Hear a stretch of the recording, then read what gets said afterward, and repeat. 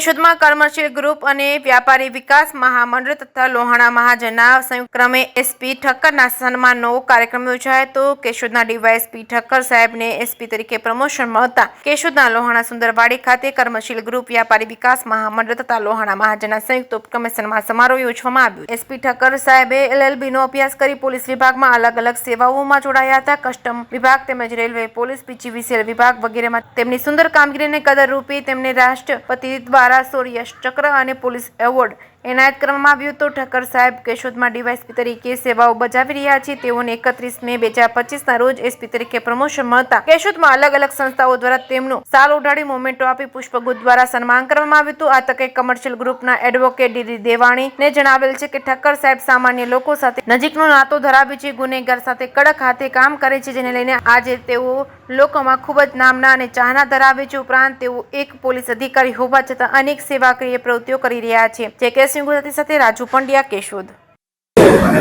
આજ રોજ કેશોદ શહેર ખાતે લોહાણા મહાજનવાડીમાં કમર્શિયલ ગ્રુપ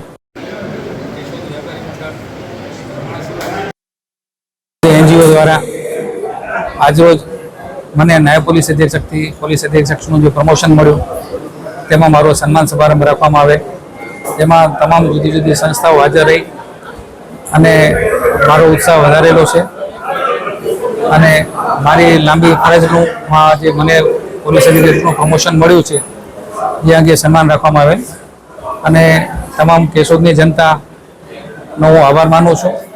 તેમજ જ્યાં સુધી કેશોદ શહેર ખાતે મારી ફરજ રહેશે ત્યાં સુધી આપણે સતત સેવાકીય પ્રવૃત્તિ તેમજ પોલીસની નિષ્ઠાપૂર્વક ફરજ બજાવશું। Thank you.